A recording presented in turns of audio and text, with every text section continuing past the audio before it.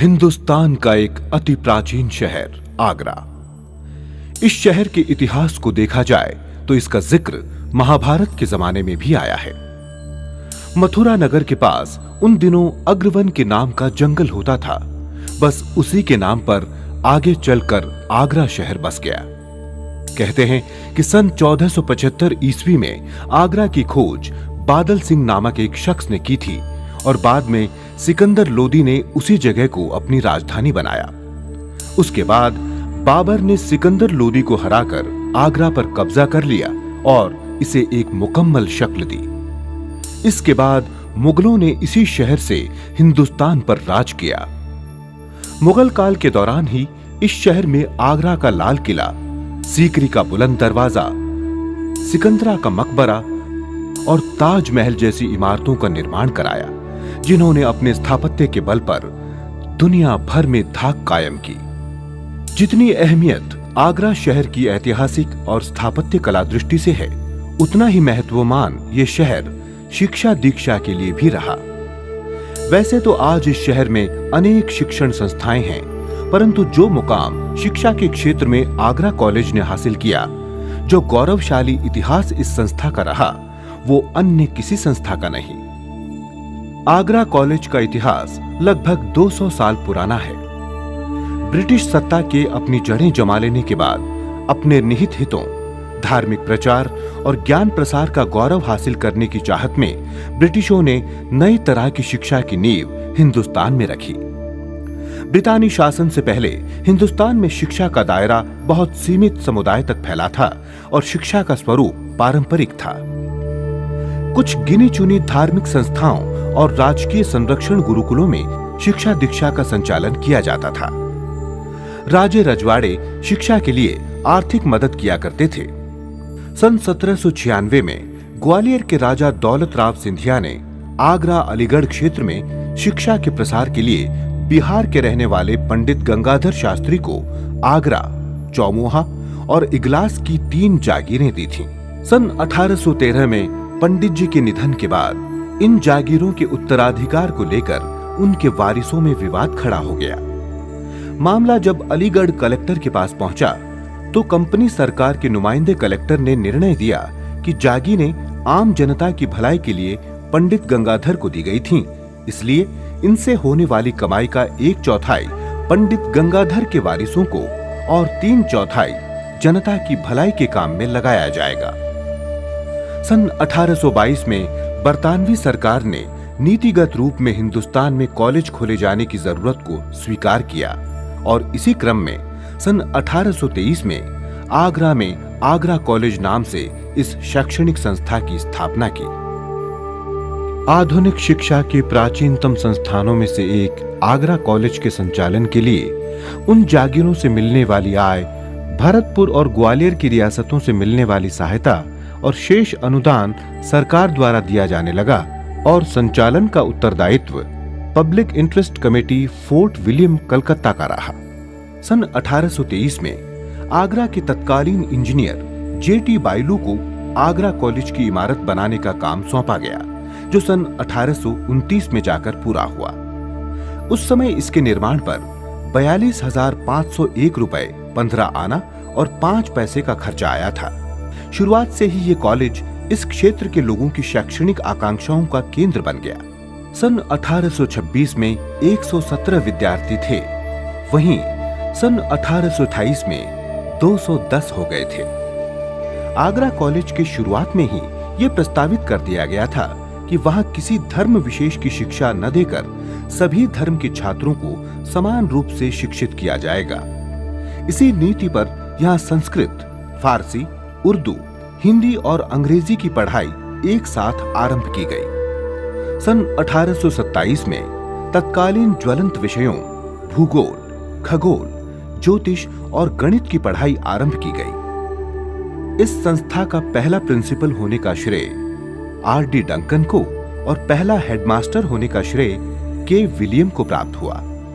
संस्थान के स्वप्निल स्वरूप और शैक्षणिक जरूरतों के अनुरूप कॉलेज में आगरा कॉलेज प्रेस की स्थापना की गई। इसमें पाठ्यक्रम की पुस्तकों के अलावा अन्य महत्वपूर्ण पुस्तकों की छपाई भी की जाती थी आगरा प्रांत के समस्त स्कूलों की पुस्तकें वहीं छपती थीं।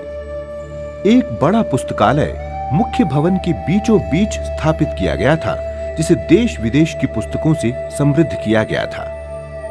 हिंदुस्तान के 3 बड़े संग्रहालयों में से एक आगरा कॉलेज में बनाया गया, जहां खोजों से प्राप्त भारतीय इतिहास और पुरातत्व संबंधी सामग्री को अध्ययन के लिए रखा जाता था। सन 1836 में आगरा को उत्तर पश्चिमी प्रांत का मुख्यालय बनाए जाने के बाद सन 1843 में आगरा कॉलेज के संचालन की जिम्मेदारी committee of public instruction Agra को दे दी गई। सार्वजनिक निर्माण कार्यों के इंजीनियर तैयार करने के लिए और इंजीनियरिंग की पढ़ाई शुरू करने के लिए सन 1843 में मिस्टर ट्रेगियर को आगरा कॉलेज में सिविल इंजीनियरिंग का प्रोफेसर नियुक्त किया गया। बाद में रुड़की में इंजीनियरिंग के लिए स्वतंत्र कॉलेज खुलने के कारण ये विभाग बंद कर दिया गया था। विधि के अध्ययन को स्वतंत्र विषय के रूप में सन 1855 में शुरू किया प्रख्यात विधिवेत्ता हेमंड ने। आगरा कॉलेज में विधि के अध्ययन के लिए एक प्रतिष्ठित छात्रवृत्ति हेमंड लॉ स्कॉलरशिप की सन 1855 में स्थापना की गई। इस मायने में आगरा कॉलेज विधि और इंजीनियरिंग के अध्ययन के क्षेत्र में हिंदुस्तान का सबसे प्राचीन कॉलेज है।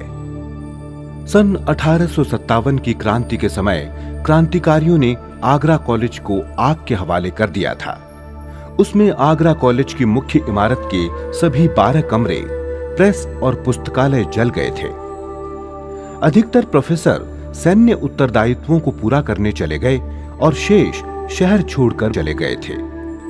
मात्र कुछ हिंदुस्तानी मुंशियों के अथक प्रयासों से उनके घरों पर ही आगरा कॉलेज का तब तक संचालन हुआ, जब तक कि सन 1860 में 16,000 रुपए की लागत से भवन का मरम्मतीकरण का कार्य संपन्न नहीं हो गया। इसके बाद ही कॉलेज को कलकत्ता विश्वविद्यालय से संबद्ध कर दिया गया और स्नातक परास्नातक की उपाधियां दी जाने लगी। अपने शैक्षणिक स्तर के कारण कलकत्ता विश्वविद्यालय के दीक्षांत समारोह में आगरा कॉलेज हमेशा सम्माननीय श्रेणी में रहा।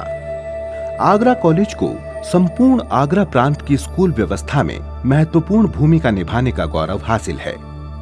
स्कूलों के लिए आर्थिक संसाधन, पुस्तकादि पठन पाठन सामग्री और मुंशियों, मौलवियों, शिक्षकों की नियुक्ति के लिए शिक्षित मानव संसाधन उपलब्ध कराने का दायित्व आगरा कॉलेज ने निभाया। सन 1857 के बाद देश की बागडोर ब्रिटिश पार्लियामेंट के हाथ में आ गई और अतिरिक्त आर्थिक बोझ को न उठाने की नीतियों के कारण सरकार ने सन 1881 में आगरा कॉलेज को बंद करने का निश्चय कर लिया और आगरा कॉलेज के संसाधनों को एंग्लो मोहम्मडन कॉलेज अलीगढ़ को हस्तांतरित करने का निर्णय ले लिया।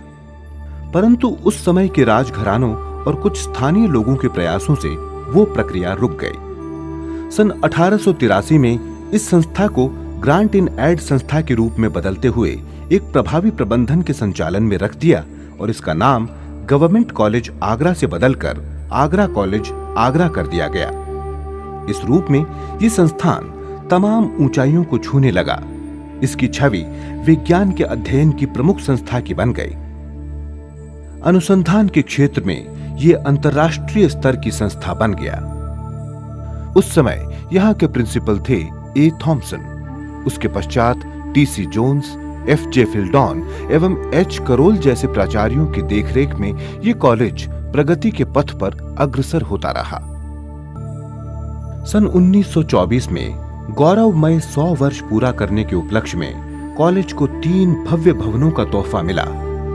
एक मेस्टन हॉल जो वर्तमान में गंगाधर शास्त्री भवन के रूप में जाना जाता है, दूसरा मैरिस विंग जिसमें भौतिक विज्ञान विभाग संचालित है और तीसरा क्लार्क हॉस्टल जिसे आजकल केडी हॉस्टल के नाम से जाना जाता है। इनका उद्घाटन तत्कालीन गवर्नर जनरल ई. इसाक द्वारा 26 जनवरी सन 1924 के दिन किया गया था। यह आजादी की लड़ाई का दौर था। पूरे देश में आजादी की लड़ाई जोरों पर थी। आगरा कॉलेज के छात्रों और शिक्षकों ने स्वाधीनता की लड़ाई में बढ़ चढ़कर हिस्सा लिया था।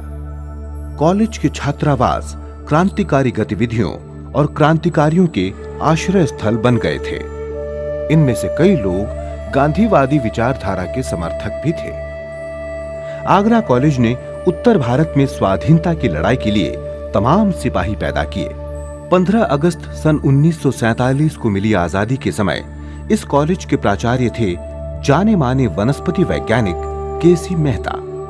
प्रोफेसर मेहता भारतीय मूल के पहले व्यक्ति थे जो कॉलेज के प्राचार्य बने।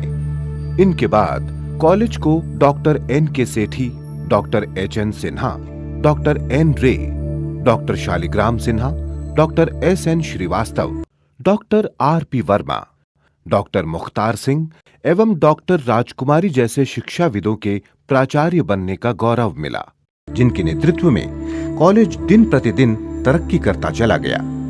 आजादी के बाद सन 1951 के पहले दीक्षांत समारोह में देश के पहले राष्ट्रपति डॉक्टर राजेंद्र प्रसाद की गरिमामय उपस्थिति हुई। विश्वविद्यालयी व्यवस्था आने के बाद से आरंभ में ये कॉलेज कलकत्ता विश्वविद्यालय से, फिर इलाहाबाद विश्वविद्यालय से और उसके बाद से अब तक आगरा विश्वविद्यालय, जिसे वर्तमान में डॉक्टर B.R. अंबेडकर विश्वविद्यालय कहा जाता है, से संबद्ध रहा है। आगरा कॉलेज के लिए ये गौरव की बात है कि इसे उत्तर भारत की प्रथम स्नातक और विधि स्नातक पैदा करने का श्रेय हासिल है।